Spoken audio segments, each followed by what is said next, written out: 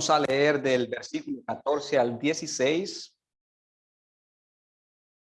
y vamos a estar de pie, hermanos, los que puedan ponerse de pie y no tengan ningún impedimento físico para honrar la palabra de Dios.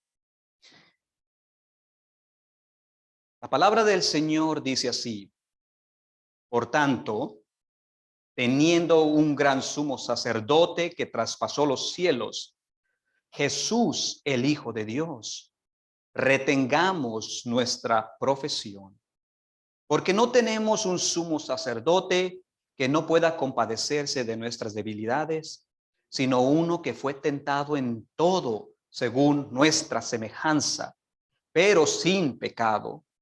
Acerquémonos, pues, confiadamente al trono de la gracia para alcanzar misericordia y hallar gracia para el oportuno socorro. Amén. Vamos a encomendarnos a Dios, suplicando su bendición. Padre, gracias por tu preciosa palabra. Suplicamos tu ayuda, oh Dios, en este momento, que tu Santo Espíritu nos ministre, oh Dios, que retengamos lo que desde este púlpito se va a hablar, porque esta es tu palabra. Oh Dios, buscamos, Señor, ser bendecidos por ti. Por lo tanto, te suplicamos, bendice a este pueblo, bendice este tiempo, oh Dios, y que esta palabra traiga mucho fruto en nuestras vidas. Te lo suplicamos en el nombre de Jesucristo. Amén, amén. Pueden tomar asiento.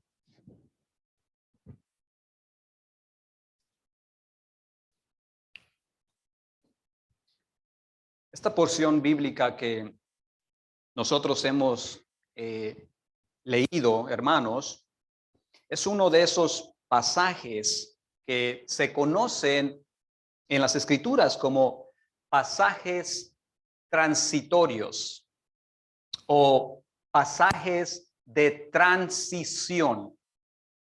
Y prácticamente lo que lo hace que sea un pasaje de transición es la primera palabra que se encuentra al inicio de la porción bíblica que nosotros hemos leído, donde dice por tanto, por tanto. Esa palabra es como si nosotros le decimos a nuestros hijos: te dije que hicieras tu tarea y como tú no la hiciste, por tanto, tú no puedes salir a jugar con tus amigos. O sea, la palabra por tanto es lo que está uniendo algo que se dijo primeramente y el resultado de esa acción que ya se dijo. Y de esta manera, el autor de Hebreos, hermanos, está comenzando prácticamente lo que es su conclusión de las cosas que él ha dicho anteriormente ya. ¿Y qué es lo que el autor de Hebreos ha venido discutiendo con sus oyentes? Bueno, él prácticamente ha venido demostrando a través de los capítulos anteriores la superioridad de Cristo por sobre todos y sobre todas las cosas. Es lo que el autor de Hebreos, previo a este capítulo, a esta porción bíblica que nosotros hemos leído, él ha venido discutiendo esto, que Cristo es mucho más superior a todos y a todas las cosas. Si usted retrocede al primer capítulo de su Biblia, usted se va a dar cuenta que al comenzar a leer, ahí el autor está presentando a Cristo como superior a los ángeles. En el capítulo 3, el autor nos deja ver ahora a Jesús como superior a Moisés. En el capítulo 4, versículo 8, se nos informa de que Cristo es mucho más grande y de mucha mayor importancia que el mismo Josué. Pero ahora, cuando llegamos al capítulo 4, versículo 14, el autor aquí de Hebreos centra ahora, hermanos, si usted nota cuidadosamente, centra su atención y dirige de una manera espectacular y maravillosa a sus lectores. Los lectores somos nosotros en este caso ahora. Los centra y los dirige a que contemplen a Cristo como mucho mayor que el sacerdocio levítico, incluso por arriba de el sacerdote que escogió Dios, que se llamaba Aarón. Si ustedes han leído la carta a los hebreos, ustedes se van a dar cuenta de que este tema del sacerdocio, el autor se detiene por mucho más tiempo aquí, hermanos. Es más, de aquí en adelante y casi todo el resto de este libro de Hebreos, el autor está hablando del sacerdocio y quiere poner a Cristo por encima de todas estas cosas. ¿Y por qué el autor está dedicando más tiempo en este tema? ¿Por qué no dedicar más tiempo en Moisés, por ejemplo? ¿O por qué no dedicar más tiempo hablando de Cristo superior a los ángeles? Él lo hace, pero no de una manera como lo hace hablando del sacerdocio levítico. Hay una muy buena razón, hermanos, yo diría una importantísima razón por qué el autor está haciendo eso. Hay una que lo que tenemos que saber es que aquí, hermanos, el autor no está tratando con personas gentiles. No está tratando con personas que no eran judías, pero que se convirtieron al cristianismo. Aquí el autor está tratando con judíos que se habían convertido al cristianismo. Y estas personas, hermanos, eran un grupo de personas que al momento de su conversión, ellos tenían que comenzar a luchar en su interior, no solo con la idea de que hay alguien superior a Moisés, no solo con la idea de que hay alguien superior a Josué, sino que ahora estas personas tendrían que luchar con la idea de que hay alguien mucho mejor y por encima de todo este sacerdocio levítico que estas personas estaban acostumbradas a hacer. O imaginen, estas personas habían nacido en esta religión. Ellos sabían perfectamente lo que significaba el sacerdocio levítico. Así es que ellos tienen una lucha interna, luchando con esta idea, pero también a la misma vez, estas personas tienen una lucha externa. Es decir, que para estos destinatarios del libro de Hebreos, tenían que, por un lado, hacerle frente a sus dudas, a aquellas ideas que estaban en su cabeza de que no entendían por qué es que había alguien mejor que los sacerdotes levíticos, pero por otro lado ellos están luchando con afrentas, con burlas de la comunidad judía. Ellos están luchando con la opresión, con el rechazo. Eran expulsados de la sinagoga, eran maltratados, eran insultados. Así que imaginémonos este grupo de personas, hermanos, con todas estas luchas. Y aparte de eso, ellos se comenzaban a preguntar, ¿dónde está aquel que yo he seguido? ¿Dónde se encuentra aquel que dijo ser el Salvador? Tenían dudas. Así es que el autor de Hebreos rápidamente y dirigido por el Espíritu de Dios, él quiere hacer una muy fuerte aclaración y dejar en claro de una vez y por todas la superioridad de Cristo por arriba del sacerdocio levítico. Hermanos, el hacer una decisión por Cristo de estas personas significaba, escuche eso, ir en contra de sus familiares, ir en contra de su propia religión de las cuales ellos habían sido rescatados. El seguir a Cristo era ir en contra de ese sistema que controlaba ahí todo. Era ir en contra del amor de tu propio padre. Es ir en contra del amor de tu madre, tus hermanos, tus hermanas. El tomar una decisión por Cristo era una consecuencia que ellos tenían que estar asimilando porque iban a sufrir rechazo. Yo no sé cuántos de ustedes se pueden asimilar con esto que estas personas están pasando aquí, hermanos. Cuando tomaste la decisión de seguir a Jesús, fue ir en contra de la religión de tus abuelos, ¿verdad? De tu padre.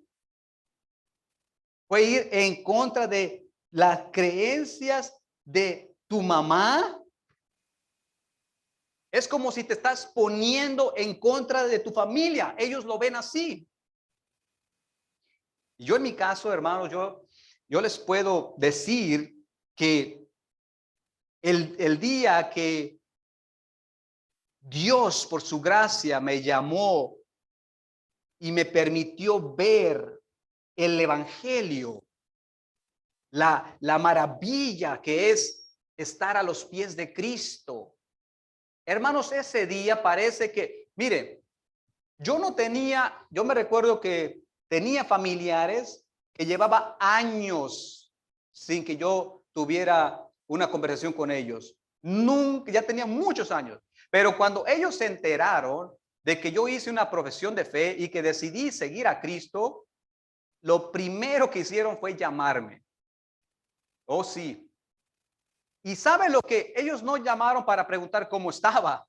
Ellos llamaron para insultarme. Oh, sí. Tú estás siguiendo en contra de lo que te enseñamos. Tú estás yendo en contra del amor de tu abuelita. Tú estás yendo en contra de tu propia familia. Tú has sido, te han lavado el cerebro, decían. Hermanos, cuando nunca se hablaba de Dios en casa, ni siquiera se mencionaba, pero cuando ellos supieron que hice una profesión de fe, ahí entonces sí, todos salieron a atacar.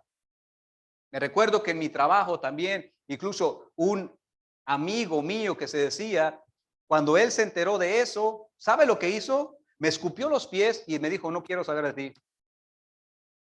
Oh, sí. No quiero saber de ti, porque eso es lo que provoca verdaderamente el evangelio, porque las tinieblas no se pueden mezclar con la luz. Y cuando tú haces una profesión de fe y cuando tú decides seguir a Cristo, tenlo por seguro, el mundo te va a odiar y te va a rechazar. Y las personas que no pertenecen a Cristo, ¿saben lo que van a hacer? Les va a molestar, porque tú estás cambiando tu vida, le has entregado tu vida a Jesucristo. La escritura dice, aunque mi padre o mi madre me dejaran, con todo Jehová me recogerá. Mis hermanos, esto es algo maravilloso.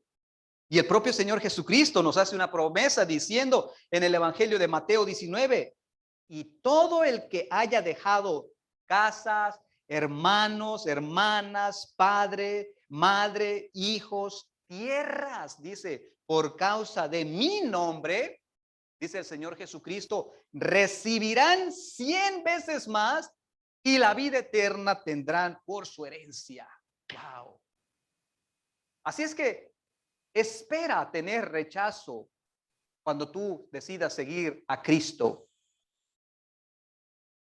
Por lo tanto, dice, cualquiera que me esté escuchando ahora hermano, si esté batallando con esto, cualquiera que me esté escuchando y esté poniendo estas palabras, esté poniendo atención a estas palabras que yo estoy diciendo, la mejor decisión, escucha, la mejor decisión que tú puedes hacer en tu vida es seguir a Cristo. Porque solo el amor de Cristo, hermanos, durará eternamente. Todas las demás cosas tendrán su fin. Todo tendrá un principio y un final, pero el amor de Cristo durará una eternidad, hermanos. Esta es la misma idea que el autor de Hebreos les está transmitiendo aquí a sus lectores. Esta es la misma idea que sus oyentes, sus lectores quiere que pongan atención, y les está animando y les está diciendo, animen su corazón. Y después les dice esto: a ustedes no les debe importar las burlas de que no tienen un intercesor. Ustedes tienen un gran intercesor, dice el autor de Hebreos. Ustedes tienen un gran sumo sacerdote a su favor. A ustedes se les ha otorgado un gran sumo sacerdote que traspasó los cielos y ahora está sentado a la diestra de Dios, intercediendo por ustedes. Así que el autor se encarga de dejar en claro por qué Cristo es mucho más grande e importante que cualquier sacerdote terrenal. Para demostrarlo, aquí el autor de Hebreos pone muy en claro tres verdades que contrastan entre Cristo y aquellos sacerdotes levitas que los judíos cristianos, los que fueron destinatarios de la epístola de los Hebreos. El autor dice, aquí existe un contraste inmenso entre lo que ustedes están acostumbrados y Cristo. Y observe la primera verdad que aquí se nos dice. Ve el versículo 14 de nuestro texto, hermanos. Dice, por tanto, teniendo un gran sumo sacerdote que traspasó los cielos. Detengámonos aquí. Aquí está la primera verdad en cuanto a la superioridad de Cristo de aquellos otros sacerdotes levitas. Jesús traspasó los cielos. El pueblo de Israel, hermanos, tenía en muy alta estima a los sacerdotes levitas. Oh, sí. Porque entendían que ellos, o sea, los sacerdotes levitas, eran la conexión entre Dios y los hombres. Y una de las funciones de los sacerdotes levitas en el Israel antiguo que ellos tenían era que deberían interceder por el pueblo ante Dios y ofrecer sacrificios para la expiación de sus pecados. Ese era el oficio de ellos. Y había una fecha en específico, escuche, había una fecha en específico, cada año, en que todo el pueblo se reunía, y esa fecha, hermanos, en la cual todo el pueblo se reunía, se llamaba el día de la expiación. El día de la expiación. Y en el día de la expiación, todo el pueblo tenía que traer ofrendas y las entregaba a los sacerdotes levitas. Y en ese día el pueblo tenía que confesar sus pecados, y eso era un recordatorio de la santidad de Dios y del pecado del hombre. Y en esa ocasión, dentro de todo el grupo de sacerdotes levitas que estaban aquí recibiendo las ofrendas, recibiendo de todo el pueblo que venían ante ellos, de todo el grupo de sacerdotes, había uno que se le llamaba sumo sacerdote. Sumo sacerdote. Y este sumo sacerdote era designado, ¿ok?, para entrar en uno de los cuartos del tabernáculo llamado el lugar santísimo. El lugar santísimo. Y ahí era donde la presencia de Dios descendía. Y ese sumo sacerdote, hermanos, tenía que ofrecer sacrificios por él mismo y por el pueblo. Y al entrar en el lugar santísimo, este tenía que traer una ofrenda. No solamente tenía que traer una ofrenda, y solamente podía estar unos instantes en ese lugar, hermanos. Y esto lo tenía que hacer año tras año, año tras año. Todos los años era lo mismo. De esta manera, el autor, y vamos a captar esto, el autor está haciendo una tremenda diferencia abismal entre aquellos sacerdotes y el Señor Jesucristo. Y él dice lo siguiente: ustedes deben saber, o sea, los que, el grupo de personas de Hebreos, el autor dice, ustedes deben saber que ya no tienen que esperar todo un año para enviar un sumo sacerdote que interceda por ustedes. Ustedes deben de saber que ahora hay un gran sumo sacerdote que no está esperando que Dios descienda como lo hacían en la antigüedad. Ya no tienen que esperar a que Dios descienda. No, no, no, no, no, no. Ahora usted tiene un gran sumo sacerdote que ascendió él mismo y traspasó los cielos y está sentado a la diestra de Dios mismo.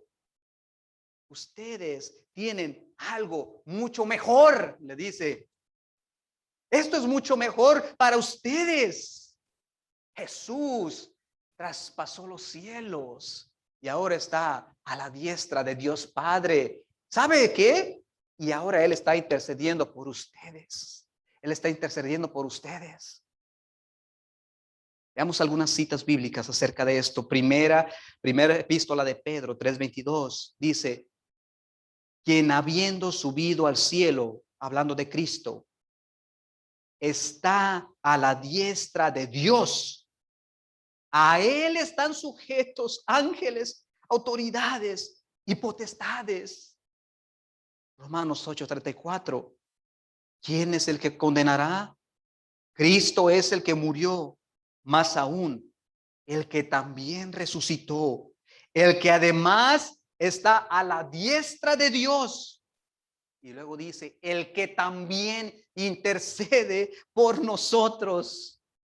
Hermanos, ¿dónde dice la escritura que está Cristo? A la diestra de Dios mismo. ¿Y qué es lo que está haciendo? Intercediendo por su pueblo. Gloria a Dios. ¿No es eso maravilloso? Eso es maravilloso, mis hermanos.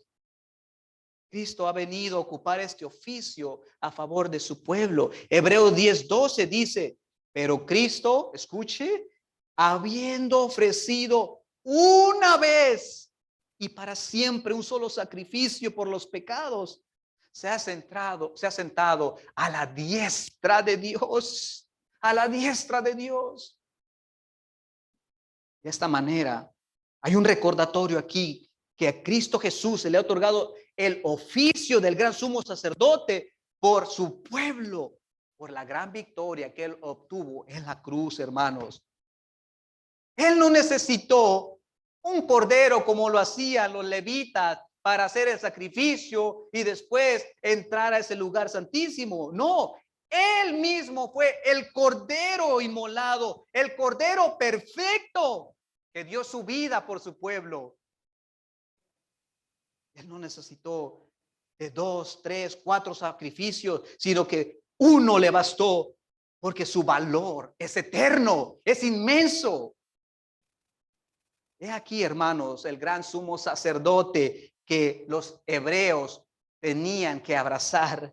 He aquí el que intercede por los pecados del hombre. He aquí al que solo le bastó un solo sacrificio, como lo he mencionado antes, porque ese valor es inmenso, eterno. He aquí el único mediador entre Dios y los hombres, el que se ha sentado a la diestra de Dios, hermanos, para interceder por nosotros. El autor de Hebreos dice, sepan ustedes, mis hermanos, que Jesús al cual nosotros hemos seguido y en quien nosotros hemos depositado nuestra fe, Él no ha entrado en el tabernáculo de Moisés, Él no ha entrado en el templo de Salomón, no, sino que este Jesús entró a la mismísima presencia de Dios. Este es mucho mejor que aquellos sacerdotes levitas.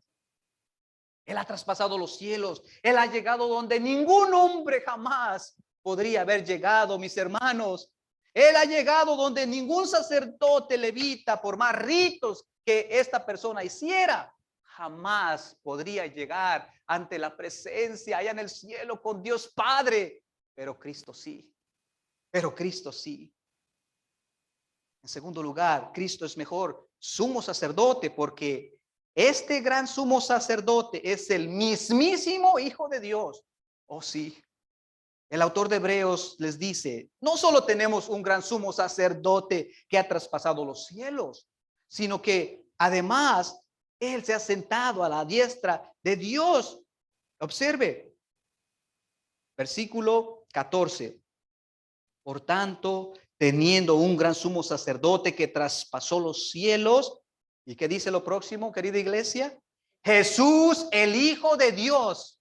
Jesús, el Hijo de Dios.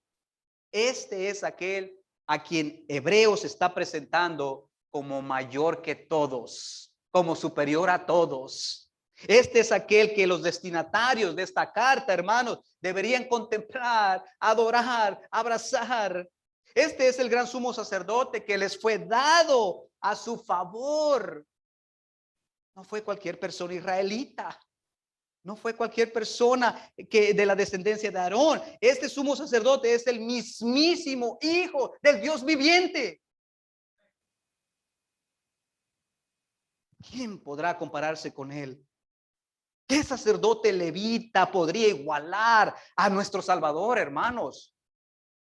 Cristo es el unigénito Hijo del Padre. Cuando él fue bautizado, dice la Escritura que del cielo se escuchó una voz que decía, este es mi Hijo amado en el cual tengo complacencia. Además de eso, dice la Biblia que Jesús es la manifestación de Dios Padre. Que Jesús era el resplandor, hermanos, de la gloria de Dios. Que Jesús es aquella gloria que las personas estaban buscando, que antes en el Antiguo Testamento no podían ellos contemplar bien, pero en la persona de Jesucristo el Padre fue revelado a su plenitud. Él dijo, el que me ha visto a mí, ha visto al Padre. ¿Quieres saber algo, hermano? Es a este Jesús que se le ha otorgado toda autoridad en el cielo y en la tierra, hermanos. Es a este Jesús, el Hijo de Dios, que se le ha puesto por encima de todo principado, toda autoridad, todo poder, dominio y de todo nombre que se nombra, dice Efesios 1. Es a este Jesús, el Hijo de Dios, que todas las cosas les ha sido entregadas por el Padre, dice Mateo 11. Es a este Jesús, el Hijo de Dios, al que se le ha puesto por cabeza sobre todo poder y autoridad, dice Colosenses 2.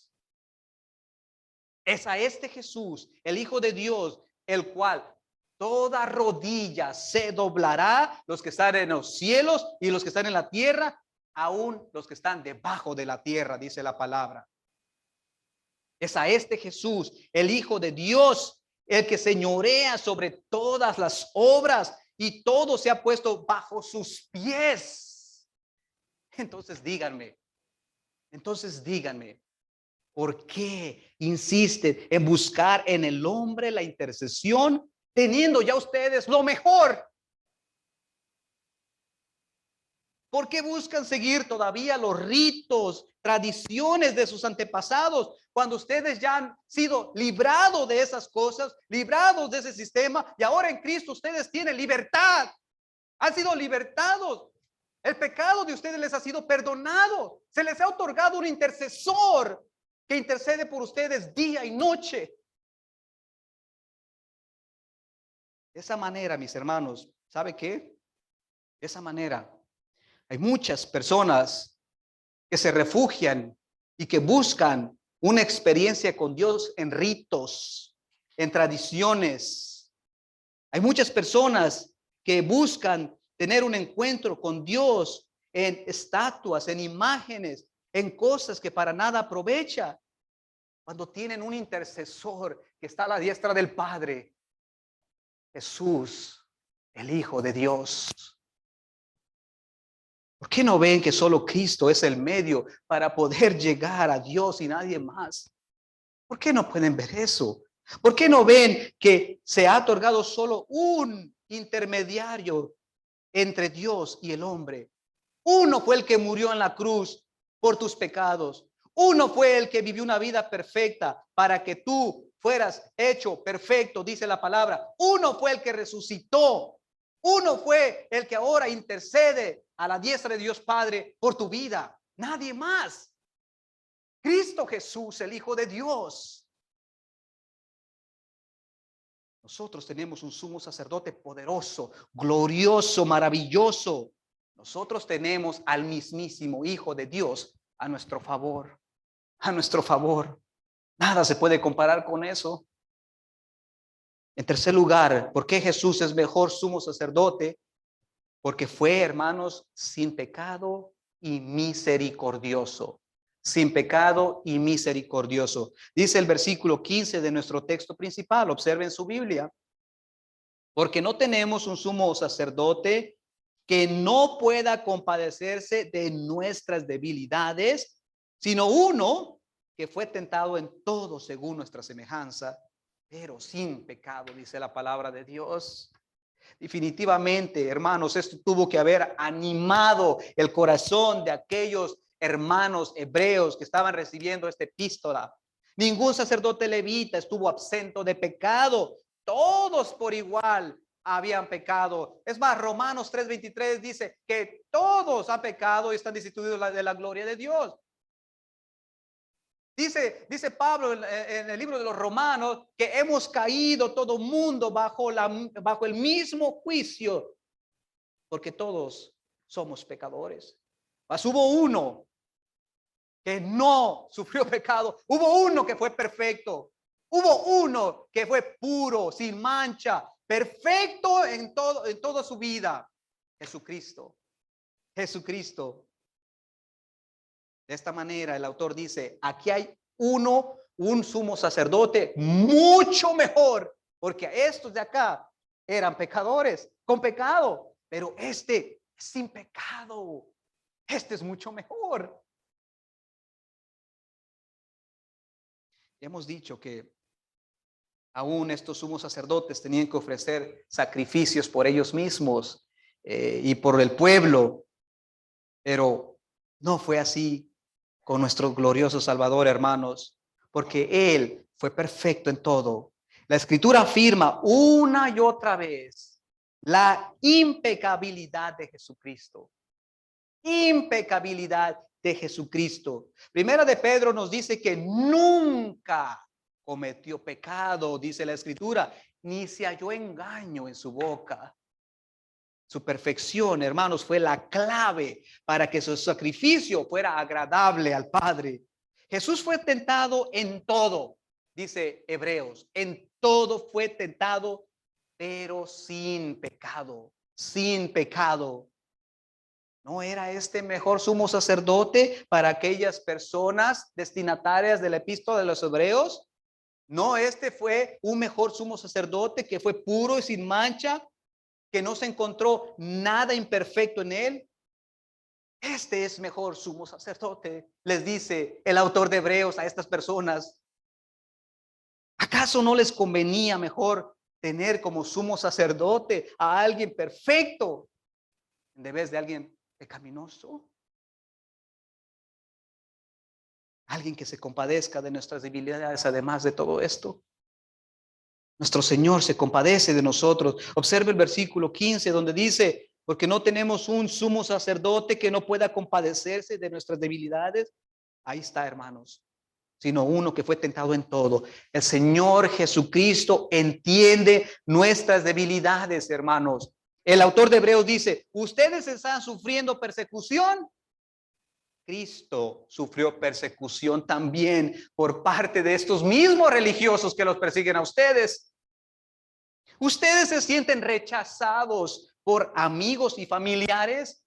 Cristo también sintió lo mismo, el rechazo de sus familiares y de sus amigos. Un rechazo. Ustedes están siendo azotados por proclamar su fe, porque algunos de ellos estaban siendo azotados, puestos en cárceles, sacados de la sinagoga a rastras. El autor de Hebreo dice, Cristo fue azotado por proclamar también el reino de Dios. Ustedes están siendo tentados por Satanás para que abandonen el plan de Dios para sus vidas.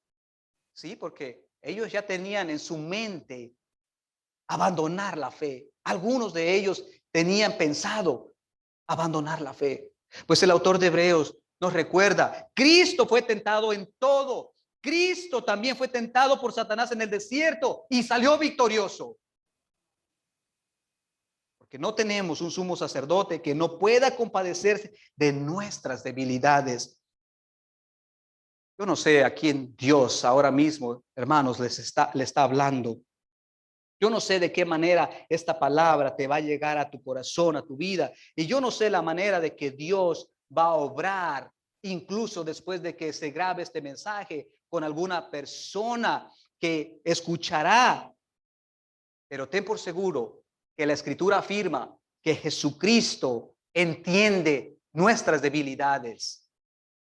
Y si tú te sientes debilitado y si tú te sientes ahora mismo confundido y no entiendes por qué estás pasando las cosas que estás pasando, Dios te está recordando ahora mismo que hay un intercesor por tu vida que está abogando por ti ante la diestra de Dios Padre.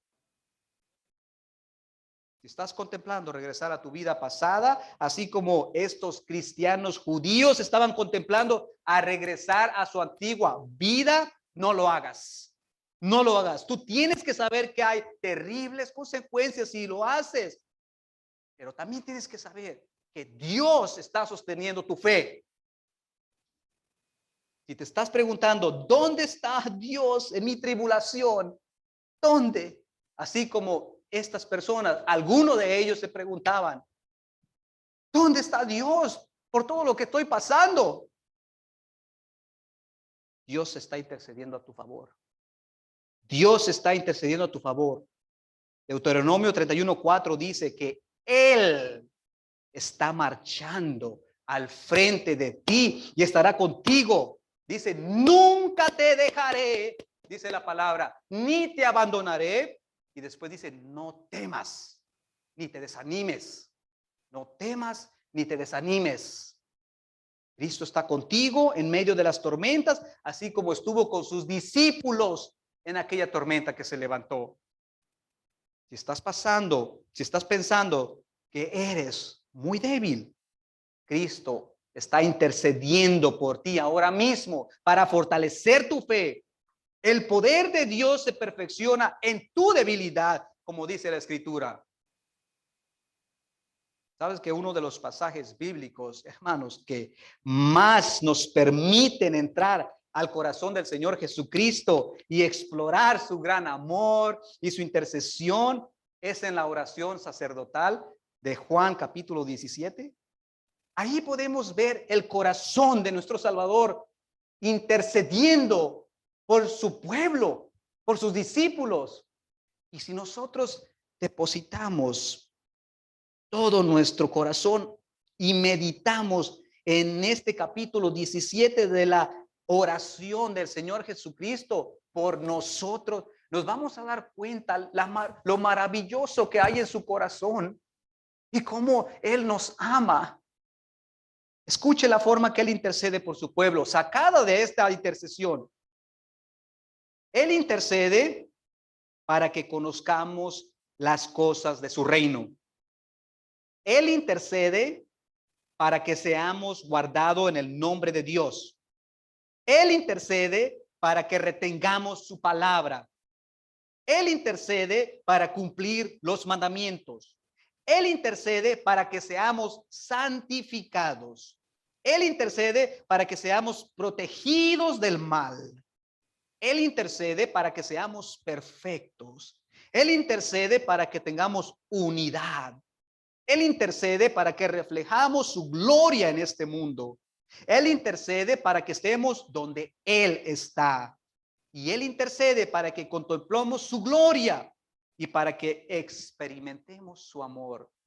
Hermanos, todo esto que les acabo de decir está en la oración sacerdotal de Juan 17. Este es nuestro gran sumo sacerdote que siempre está intercediendo por nuestras vidas. ¿Qué fuera de nosotros, verdad? Si nuestro Señor Jesucristo, ¿dónde nos encontraríamos si Él no estuviera sosteniendo nuestra fe? ¿Se recuerdan del apóstol Pedro? En un momento de su vida, Pedro confuso, Pedro desorientado, se alejó del Señor y maldijo para no ser asociado con Él. Se alejó del plan de Dios. Todo pareciera que Pedro se aproximaba a una gran ruina espiritual, de no ser porque la Escritura nos dice lo que pasó. Oh, pero la misericordia de Dios, la misericordia de Cristo, mis hermanos, la misericordia de nuestro Salvador, su gracia, su bondad para con su pueblo, su ternura y su paciencia para con nosotros y para con Pedro. Lucas capítulo 23, 22, 31 al 32, el Señor Jesús le dijo: Simón, Simón, a Pedro, he aquí Satanás los ha pedido para zarandearlos como a trigo. Y después escuche lo que dijo el Señor Jesucristo: pero yo he rogado por ti, yo he rogado por ti, yo he rogado por ti, que tu fe no falte, que tu fe no falte. Y una vez vuelto, confirma a tus hermanos: yo he rogado por ti, dice el Señor Jesucristo. Yo he pedido por ti. Yo estoy intercediendo por ti. Pedro, en este momento de tu vida estás desorientado, confuso, vacío, alejado de Dios. Y yo estoy rogando por ti, que tú no caigas. Esto es lo que hace nuestro Señor Jesucristo por nosotros, hermanos. Esto es lo que hace por tu vida todos los días. Dígame una cosa: ¿cuántas veces no le fallamos a Dios? Así como Pedro. Cuando estudiamos la vida de Pedro, tendemos a decir: wow, mira este. Pero analicemos nuestras vidas y veamos cómo todos los días ofendemos a nuestro Dios con nuestras acciones. Cada vez que ofendemos a Dios con nuestras acciones, nos alejamos de Él. ¿Usted sabía eso? Sí, sí. Pero bendito sea el Señor, que Él está intercediendo por nosotros, mis hermanos. Dele gracias a Dios que tenemos un gran sumo sacerdote, porque de otra manera, en nuestras propias fuerzas, jamás podríamos avanzar en el reino de Dios. Pero avanzamos porque Cristo nos da la fortaleza y Él sostiene nuestra fe. Así es que dele gloria a Él. Por último, el versículo 16 nos invita a que nos acerquemos a Dios. Observe, dice: acerquémonos pues confiadamente al trono de la gracia para alcanzar misericordia y hallar gracia para el oportuno socorro. Qué gran invitación, mis hermanos.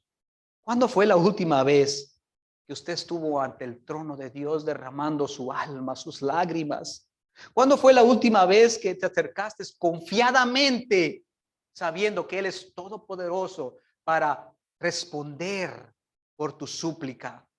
Dice la Escritura: confiadamente, confiadamente. Dios nos invita a que descansemos ante sus pies, que vengamos al trono. Él nos invita: ven, ven. te sientes cargado de la vida, de las cosas de la vida, ven, acércate confiadamente, confiadamente. Vengan, dice el autor de Hebreos, porque aquí encuentras socorro, aquí encuentras tu descanso para tu alma.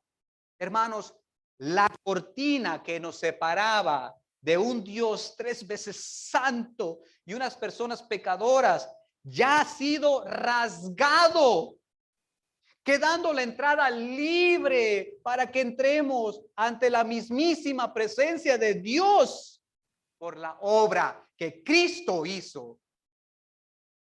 Ustedes pueden entrar para refugiarse ya en el corazón mismo de Dios. Lo más triste es que algunos no lo hacen, sabiendo que tenemos este gran beneficio que Cristo nos ha otorgado, que entremos ante su presencia, que vengamos ante su trono. Ya el camino ha sido abierto, mis hermanos. Cristo lo ha logrado por nosotros. Él es nuestro campeón. Él es nuestro gran sumo sacerdote. Ya ustedes pueden entrar para que se refugien en el corazón de Dios. Escucha esto. Si tú no tienes a Cristo, y con esto cierro este tiempo, si tú no tienes a Cristo como tu Salvador, hazlo ahora. Arrepiéntete de tus pecados. Arrepiéntete de tus pecados. Pídele perdón por tus pecados y comienza una nueva vida con Él. Y dice la Escritura que el que se refugia en Él nunca será avergonzado. Mateo 11:28 dice: venid a mí, dice el Señor Jesucristo, venid a mí, todos los que están cargados, todos los que están trabajados, y yo les daré descanso para sus almas. Ven y descansa en la gracia del Señor Jesucristo, y que a Él sea toda la gloria por los siglos de los siglos. Mis hermanos, oremos. Padre, te hemos glorificado y hemos exaltado a Cristo como tú mandas, Señor. Ahora te rogamos que esta palabra sea retenida en nuestros corazones y que dé fruto, oh Dios. Bendice tu pueblo. Bendícenos, Señor. Que recordemos siempre que tenemos un gran sumo sacerdote que intercede por nosotros en nuestras debilidades. Cuando tenemos, Señor, falta de fe, cuando nos sentimos atemorizados, cuando tenemos dudas, cuando nos alejamos de ti, oh Dios. Tenemos un sumo sacerdote. Bendito sea su nombre, porque sin Él nada somos, Señor. Él es el que sostiene nuestra fe. Que a Él sea la gloria, la honra por los siglos de los siglos. Amén y amén.